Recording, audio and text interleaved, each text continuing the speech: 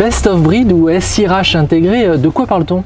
En fait, il y a aujourd'hui deux grandes typologies de solutions sur à peu près tous les secteurs d'activité. On parle de la RH, c'est soit des solutions globales qui adressent à peu près tous les sujets de la verticale métier dont on parle, soit alors des best of breed qui vont adresser un sujet très spécifique, mais qui vont généralement aller plus dans le détail. J'utilise souvent la métaphore du monospace versus un buggy ou une voiture de course.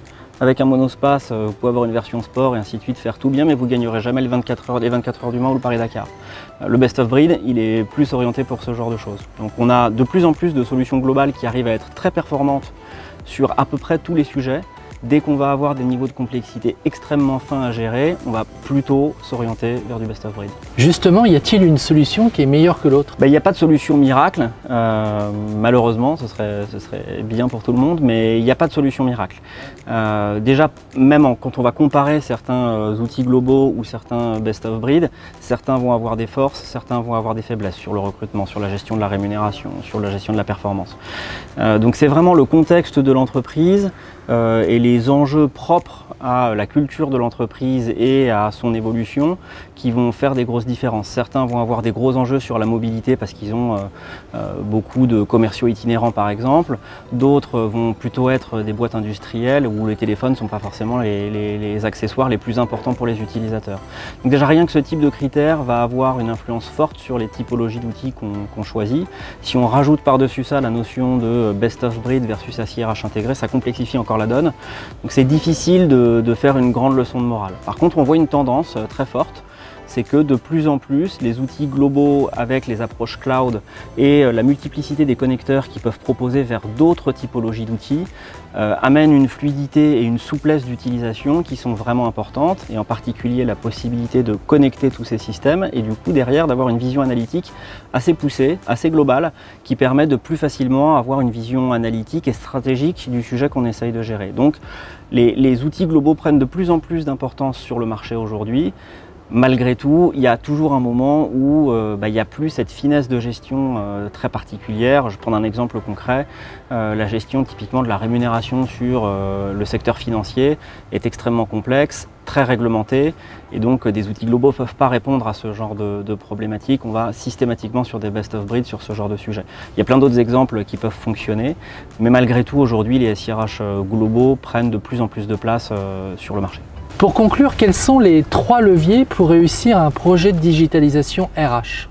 Alors déjà, il faut avoir, je crois, une conviction forte en tant que DRH quand on lance un projet de digitalisation. C'est le rôle très particulier de la DRH dans l'entreprise vis-à-vis de la digitalisation.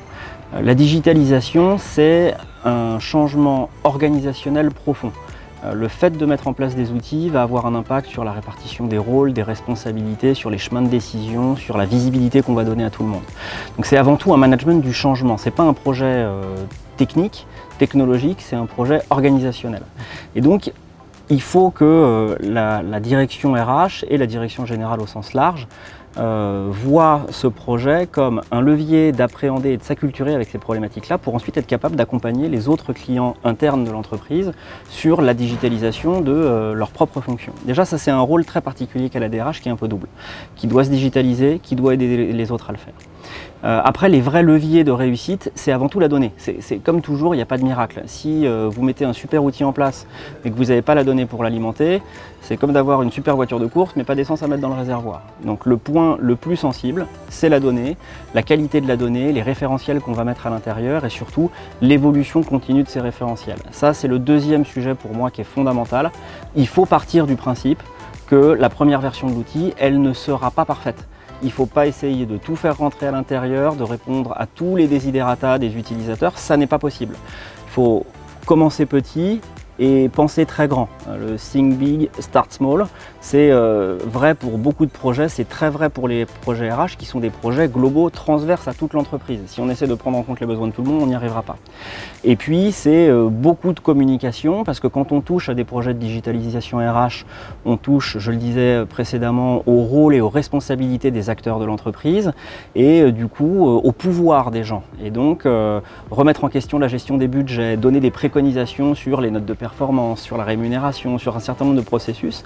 D'une manière, c'est aussi un moyen d'aller peut-être sur les plates-bandes de certains managers qui avaient plus d'autonomie jusqu'à maintenant parce qu'il y avait moins de processus, moins d'outils.